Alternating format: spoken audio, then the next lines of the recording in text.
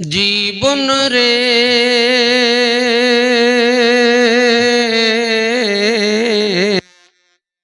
যাবি রে মোরে,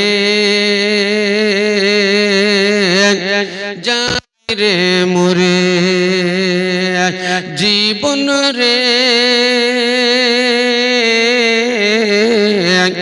যাবি রে মোরে, আসবি না ফিরে। মদ খেয়ে মাতাল হলি, জুয়া খেলে দিন হারালি। মদ খেয়ে মাতাল হলি, জুয়া খেলে দিন হারালি। চিনলি না তুই আপন পর, চিনলি না তুই আপন পর এই সংসারে। যাবি রে মোরে, যাবি রে মোরে। জীবন রে যাবি রে মোরে, আসবি না ফিরে। চারজনাতে ঘাড়ে করে লয়ে যাবে কয়জনা, চারজনাতে ঘাড়ে করে লয়ে যাবে কয়জনা। একা একা রইতে হবে ধুলো মাটির বিছানা, একা একা রইতে হবে ধুলো মাটির বিছানা। আজরাইল আসিয়া ধরবে, আজরাইল আসিয়া ধরবে, কোনই মতে ছাড়বে না। যাবি রে মোরে, আসবি না ফিরে। কোথায় রে তোর পাকা বাড়ি, কোথায় তো সগ বিছানা, কোথায় রে তোর পাকা বাড়ি, কোথায় তো সগ বিছানা। কি যে জবাব দিবি রে তুই, কি যে জবাব দিবি রে তুই খোদার বিচারে। যাবি রে মোরে, যাবি রে মোরে। জীবন রে যাবি রে মোরে, আসবি না ফিরে। बदलेगा ज़माना, बदलेगा ज़माना, लाख मगर कुरान न बदला जाएगा। बदलेगा ज़माना लाख मगर कुरान न बदला जाएगा। कौल मोहम्मद, कौल मोहम्मद, कौल खुदा है। कौल मोहम्मद, कौल खुदा, फरमान न बदला जाएगा। बदलेगा ज़माना लाख मगर कुरान न बदला जाएगा। हक पे रहेंगे, हक वाले रहेंगे, हक पे सदा, हक वाले रहेंगे, हक पे सदा। मारेंगे मरेंगे हम हक पे सदा, हक वाले रहेंगे, हक पे सदा। मारेंगे मरेंगे हम हक पे सदा। हम ऐसे मुजाहिद हैं, हम ऐसे मुजाहिद हैं जिनका ईमान न बदला जाएगा।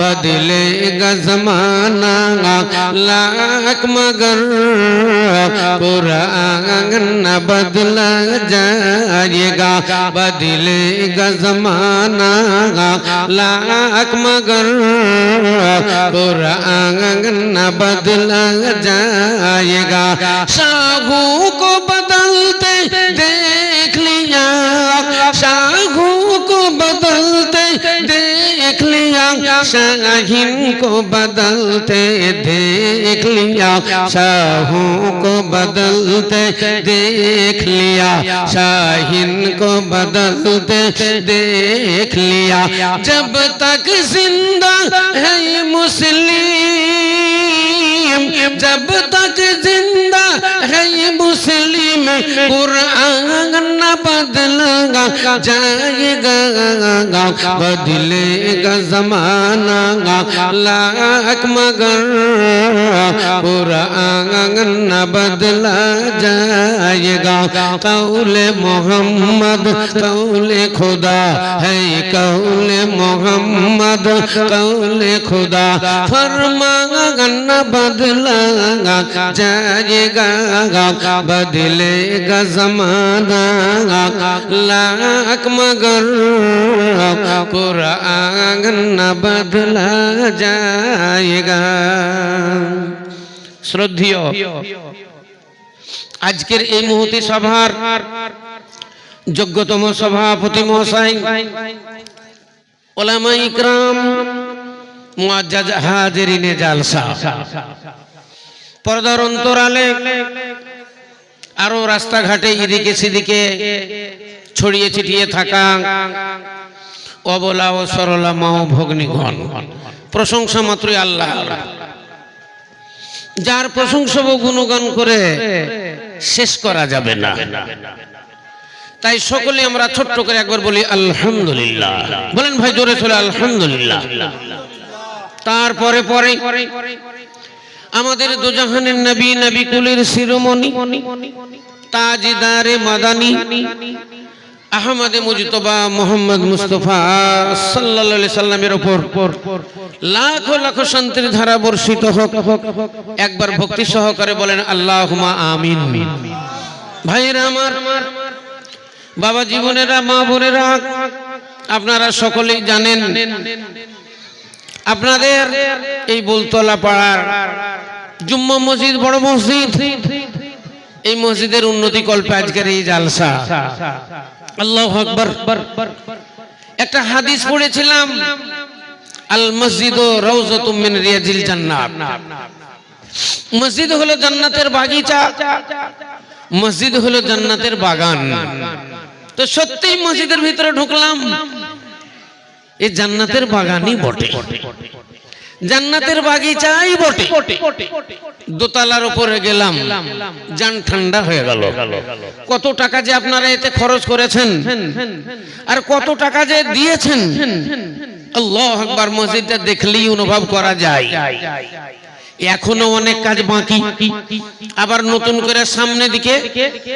জায়গা ছিল সুন্দর মসজিদ তৈরি করা হয়েছে তবুও শুনলাম জুম্মার দিন নাকি জায়গা হয় না উপরটা গোটা মেয়েদের জুম্মাতে সব লোড হয়ে যায় আলহামদুলিল্লাহ তাই ওই মসজিদের জন্য আপনারা আজকের এই সভায় ভক্তি সহকারে দান দিবেন মসজিদ আল্লাহর ঘর এটা তো আমাদের সবারই জানা এবং মুসলমানদের ঐতিহ্য এই মসজিদ হাদিসে লেখা আছে মান বানা লিল্লাহি মসজিদান বানাল্লাহু লাহু বাইতান ফিল জান্নাহ যারা মসজিদ নির্মাণ করলো মসজিদের জন্য যারা শ্রম দিল মসজিদের জন্য যারা দান খায়রাত করলো আল্লাহ রাব্বুল আলামিন তাদের জন্য জান্নাতের মধ্যে খুশুসি জান্নাত নির্মাণ করবেন জোরে সোরে বলেন একবার আলহামদুলিল্লাহ অতএব ভাইরা আমার এই মসজিদের জন্য আপনারা মুক্ত হস্তে দান দিবেন আজকের এই সভায় কেউ 1000 টাকা দান দিবে আজকের এই সভায় কেউ 5000 টাকা দিবে আজকের এই সভায় কেউ 10000 টাকা দিবে কেউ আবার 20000 টাকা দিবে কারণ পাঁচটা আঙ্গুল সমান আছে? পাঁচটা আঙ্গুল সমান নাই ভাই। দেখেন কোনটা ছোট আছে, কোনটা বড় আছে, কোনটা বেঁটে আছে, কোনটা লম্বা আছে। ওই রকম আপনাদের এই চাঁদ মুখগুলো আমি দেখছি, এগুলাও সব এক রকমের নয়। কেউ দেখেন ফর্সা, কেউ আছে কালো, কেউ আছে লম্বা, কেউ আছে বেঁটে। আবার এর মধ্যে এমনও লোক আছে যারা দিন মজুর, প্রতিদিন হয়তো 300 টাকা ইনকাম করে। এর মধ্যে কেউ আবার ফির প্রতিদিন 1000 টাকা ইনকাম করে। এর ভিতরে কারো হয়তো 50,000 টাকা বেতন আছে, কারো হয়তো 1 লক্ষ টাকা বেতন আছে, কারো হয়তো ভালো ভালো ব্যবসা আছে, যাদের মাস গেলে 50,000 1 লাখ টাকা ইনকাম আছে। এর ভিতরে এমনও লোক আছে ভূমিহীন, 1 কাঠাও জমি নেই, 1 কাঠাও জমি নেই। আবার এর ভিতরে হয়তো 5 বিঘা, 10 বিঘা, 20 বিঘা জমির মালিকও ভিতরে আছে। তাহলে সব আল্লাহরই ইশারা, সবই আল্লাহরই খেলা। ওই নিরঞ্জন নিষ্ঠা বানে, ওই নিরঞ্জন নিষ্ঠা বানে সৃষ্টি করিলে মানুষ ভাবো তাই দিলে। ওগো এক নিঘারে কি ভাবেতে ত্রিজগতে হাট বসালে মানুষ ভাবো তাই দিলে। ইসলাম দরদি ভাইরা আমার, এমন একটা সময় ছিল যেই সময়ে সারা পৃথিবী অন্ধকারে আচ্ছন্ন ছিল। মানুষ ধর্ম ভোলা ছিল, মানুষ কর্ম ভোলা ছিল, মানুষ ইসলাম ভোলা ছিল, মানুষ আল্লাহ ভোলা ছিল। সেই সময়তে মহান আল্লাহ রব্বুল আলামিন এই অন্ধকার পৃথিবীকে আলোকিত করার জন্য, ধর্ম ভোলা মানুষদের ধর্মের শিক্ষা দেওয়ার জন্য, কর্ম ভোলা মানুষদের কর্মের শিক্ষা দেওয়ার জন্য, আদর্শ ভোলা মানুষদের আদর্শের শিক্ষা দেওয়ার জন্য, ইসলাম ভোলা মানুষদের ইসলামের শিক্ষা দেওয়ার জন্য, আল্লাহ ভোলা মানুষদের আল্লাহ চিনানোর জন্য আমার শেষ যুগের শেষ নবী, নবী কুলের শিরোমণি তাজদারে মাদানী আহমদ মুজতবা মুহাম্মদ মুস্তাফা, প্রাণ খুলে বলুন সাল্লাল্লাহু আলাইহি ওয়াসাল্লাম, তিনার আবির্ভাব হলো এই ধরাধামে, তিনার আবির্ভাব হলো এই পৃথিবীতে। আল্লাহু আকবার। সেই জামানাটা ছিল বর্বরতার জামানা, জামানায়ে জাহেলিয়াত। আমরা ইতিহাসে পড়েছি সেই জামানাটা ছিল জামানায়ে জাহেলিয়াত। প্রশ্ন অনেক হয়, মেলা রকমের প্রশ্ন করে, প্রশ্ন অনেক হয়। আল্লাহ রাসূল পৃথিবীতে আসলেন, মক্কা নগরীতে কেন তার জন্ম হলো? মক্কা ছাড়া অন্য আর জায়গা ছিল না, সেই জায়গাতে কেন তিনার জন্ম হইল না? এরকম প্রশ্ন হয়। কিন্তু একটা কথা, প্রশ্ন তো যদি আমাদের ইন্ডিয়াতে আল্লাহ নবীর জন্ম হতো তাও তো একটা প্রশ্ন হতো। সৌদি আরবে না হয়ে যদি আমেরিকা, রাশিয়া, চীন, জাপানে যদি হতো তাও একটা প্রশ্ন হতো। আমেরিকাতে কেন হলো, চীনে কেন হলো, জাপানে কেন হলো, এইরকমই প্রশ্ন একটা হইতো। তাহলে পৃথিবীর ভিতরে আল্লাহ নবীর আসতে হবে, পাঠাতে হবে, তাই যে কোনো একটা জায়গায় পাঠাতে হবে। তাই আল্লাহ নবীকে মক্কাতুল মুকাররমায় পাঠানো হলো। 1 নম্বর উত্তর। 2 নম্বর উত্তর হলো, বলেন এই যে রড লাইট গুলো জ্বলছে, বলেন এই যে কারেন্ট গুলো রড লাইট গুলো জ্বলছে, এই রড লাইট গুলো কিসের জন্য জ্বলছে? এই জায়গাটা অন্ধকার, তাই এই অন্ধকারকে উজালা করার জন্য, এই জায়গাটাকে আলোকিত করার জন্য এই রড লাইট গুলো জ্বালানো হইয়াছে। ইসলাম দরদি ভাই আমার, আমরা ইতিহাসের পাতায় পড়েছি, ইসলামিক হিস্ট্রিতে পড়েছি, সৌদি আরব এমন একটা জায়গা, মক্কা নগরী এমন একটা জায়গা, এই জায়গাটা একবারে অন্ধকারে আচ্ছন্ন ছিল। মানুষ শিরকি বিদআতে মশগুল ছিল। অনেকে তারা আল্লাহ রাব্বুল আলামিনের ইবাদত বন্দেগী না করে তারা বুত মূর্তির পূজা করত। সেই সময়তে বড় বড় মূর্তি ছিল। একটা মূর্তির নাম হলো হাবুল, একটা মূর্তির নাম হলো কাবুল, একটা মূর্তির নাম হলো ইয়াগুস, একটা মূর্তির নাম হলো ইয়াউ, একটা মূর্তির নাম হলো নাসরা। আপনারা বেলডাঙ্গা কোনদিন গিয়েছেন কার্তিক পূজা? আল্লাহু আকবার। এক একটা মূর্তি, হ্যাঁ, 10 জন 15 জন ছেলে মিলে ঠেলে। মোষের গাড়ি তো মনে হয় টানতে পারবে না, এত উঁচু উঁচু আর এত মানে ভারী। হ্যাঁ, তো এই রকম মূর্তি সেই জামানাতেও ছিল। কোরআন শরীফে এগুলোর নাম বলা হয়েছে, হাবুল, কাবুল, ইয়াগুস, ইয়াউক, নাসরা, এই সমস্ত মূর্তি তারা পুজো পাঠ করত। সৌদি আরবে দুটো বাজার লাগতো। এখনো যারা হজে যান, যারা বড় হজে যান কিংবা উমরা হজে যান, এখনো দেখতে পাবেন একটা রাস্তা আছে, রাস্তাটার নাম হলো সাবিলে আবু বকর। এই রাস্তাটা হলো আবু বকর রাদিয়াল্লাহু তাআলা আনহুর রাস্তা। একটা রাস্তা আছে হযরত ওসমান গনি রাদিয়াল্লাহু তাআলা আনহুর রাস্তা। একটা রাস্তা আছে হযরত উমর ফারুক রাদিয়াল্লাহু তাআলা আনহুর রাস্তা। যেই রাস্তাতে আল্লাহর নবী, যেই রাস্তাতে হযরত আবু বকর সিদ্দিক রাদিয়াল্লাহু তাআলা আনহু আসা যাওয়া করতেন, কাবাতে ঢুকতেন, ওই রাস্তাটার নাম হলো আবু বকর রাদিয়াল্লাহু তাআলা আনহুর রাস্তা। ওই রকমই হযরত উমর ফারুক যেই রাস্তা দিয়ে আসতেন, ওই রাস্তাটা হযরত উমর ফারুক রাদিয়াল্লাহু তাআলা আনহুর রাস্তা। উসমান গনি রাদিয়াল্লাহু তাআলা আনহু যেই রাস্তা দিয়ে আসতেন এবং যাওয়া আসা করতেন, ওই রাস্তাটার নাম হলো হযরত ওসমান গনি রাদিয়াল্লাহু তাআলা আনহুর রাস্তা। ওই রাস্তাতে চলতে গিয়ে হযরত আবু বকর সিদ্দিক রাদিয়াল্লাহু তাআলা আনহুর রাস্তায় চলতে গিয়ে বিরাট একটা পোস্টার লাগানো আছে। ওই পোস্টারে লেখা আছে সুকে জাওরা। ওইখানে লেখা আছে সুকে জাওরা। এখনো দেখতে পাবেন আপনি। আরবি ভাষাতে সুকুন মানে হলো বাজার, আর জাওরা হলো ওর নাম। তো লেখা আছে সুকে জাওরা। ও হযরত উমর ফারুক রাদিয়াল্লাহু তাআলা আনহু রাস্তায় যখন যাবেন দেখতে পাবেন ওখানে লেখা আছে সুকে উকাজ। ওখানে তাই সুকুন মানে বাজার, আর উসুকুন মানে বাজার, আর উকাজ হলো তার নাম। অর্থাৎ এটা সুকে উকাজ, এটা হলো উকাজ বাজার।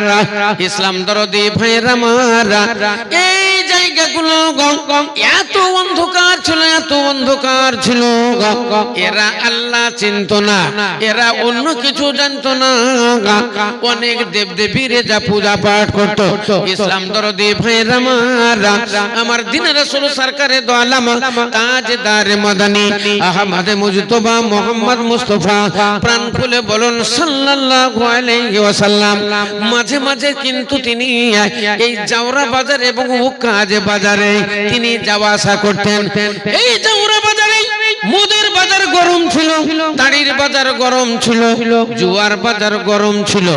এই বাজারে সবচাইতে জঘন্যতম একটা কাজ হতো, যেই কাজটা হলো মেয়ে পাচার। এই জাওরা বাজারে মেয়েদের কিনা বেচা করা হতো। যেমন আমাদের রায় বাহাদুরের হাট, হ্যাঁ জিয়াগঞ্জে যেমন আমাদের লালগোলাতে ছাগলের হাট লাগে, গরুর হাট লাগে, ভগবান গোলাতে আমাদের গরুর হাট লাগে, ওই রকম এখানে মেয়েদের হাট লাগতো। যারা পুঁজিপতি লোক, বড় বড় ধনী মানুষ, যারা টাকাওয়ালা, যারা তারা অনেক টাকা পয়সা দিয়ে সুন্দরী সুন্দরী 16 বছর 17 বছর এই ধরনের মেয়েগুলোকে ওরা কিনে নিয়ে চলে যেত।